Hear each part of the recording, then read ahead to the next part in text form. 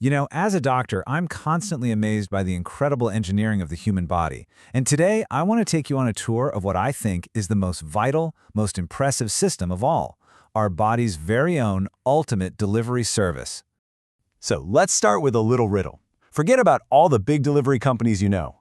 What is the single most efficient 24/7 non-stop delivery service on the entire planet?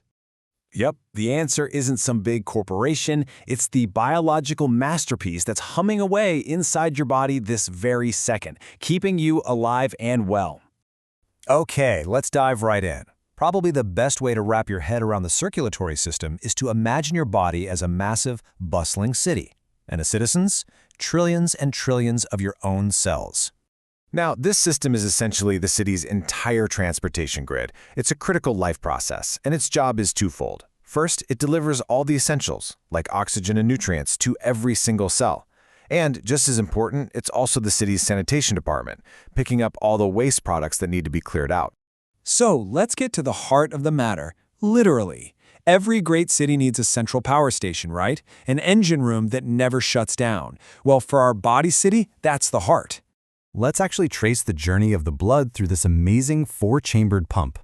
So first up, all the used oxygen-poor blood comes into the right atrium. Think of it as the main receiving dock.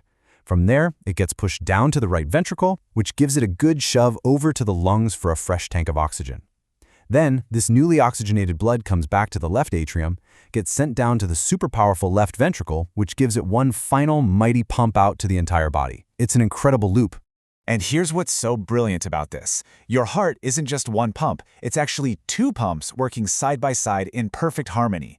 The right side just has to pump blood next door to the lungs, a pretty short trip, so its wall is thinner. But the left side, it has the huge job of pumping blood all the way to your brain and down to your toes. That's why its wall is so much thicker and more muscular. It's built for the job. This incredibly clever two-pump system has a name. It's called double circulation, and it's called that for a simple reason. The blood has to pass through the heart twice for every single trip around the body. Once for the lung run, and a second time for the big body tour. This is the secret sauce that makes it so efficient. Okay, so we've got our power station, and we've got our delivery trucks, which is the blood itself. But what about the roads they travel on? Let's take a look at the amazing network of vessels that crisscross our entire body. And this table just breaks down our road network perfectly. Your arteries, think of those as the major highways. They have thick, elastic walls to handle the high-pressure flow of blood rushing away from the heart. Then you have the veins. These are like the local roads, bringing blood back to the heart under lower pressure. They've even got these clever little valves to make sure the blood doesn't flow backward. But you know, the real magic happens in the capillaries. These are the tiny little side streets and alleys, so narrow that blood cells have to line up single file. This is where the actual deliveries and pickups happen. Right, let's zoom out and see how this whole delivery service fits into the bigger picture. Because it absolutely does not work alone. It's the ultimate team player, connecting every single other system in your body.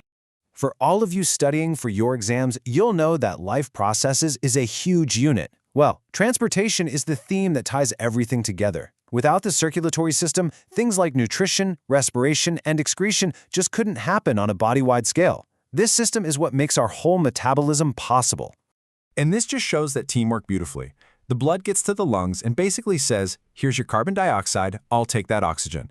It swings by the small intestine to pick up nutrients from your lunch. It drops off waste at the kidneys to be filtered out. And at every single cell, it's a constant trade. Here's your food and oxygen, I'll take your waste. It's this perfectly coordinated dance, happening every second of your life. All right, let's switch gears for a moment. Understanding all this is one thing, but I know a lot of you are probably thinking, okay, but how do I get this right on my board exams? So let's talk strategy. So, look, as you probably know from your study guides, the life processes unit is a goldmine for marks, if you get it right. And examiners absolutely love asking for detailed diagrams of the circulatory system. Remember, these diagrams aren't just pretty pictures. They're a direct test of how well you understand the entire process. But don't be intimidated by it. Here's a super simple way to draw a clear, high-scoring diagram every single time. Just start with a box for the heart. Divide it into 4 chambers, then draw the 2 big loops, one going up to the lungs and one going down to the body. Now here's the crucial part. Use 2 different colors, blue for the oxygen-poor blood and red for the oxygen-rich blood. Finally, draw in your arrows to show which way the blood is flowing and clearly label the 4 major vessels. Honestly, if you do that, you're going to get full marks every time. Let's quickly go over a few of those key labels. First, the aorta. This is the superhighway, the biggest artery of them all. It's carrying all that fresh red, oxygenated blood from the super strong left ventricle out to the body. And on the flip side, you have the vena cava.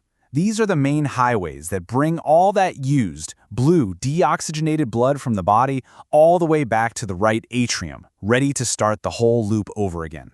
And now for the one that often trips people up, the pulmonary artery. Now it's an artery, but it's carrying that blue, deoxygenated blood. So what gives? Well, just remember the rule. A for artery means A for away from the heart. It's an artery because it's heading away from the heart. It's just on its way to the lungs to pick up oxygen. Simple as that. So here's the real takeaway from all this. Understanding this beautiful, complex system, it isn't just about scoring well on a test. It's about understanding the incredible machine that you get to live in every single day.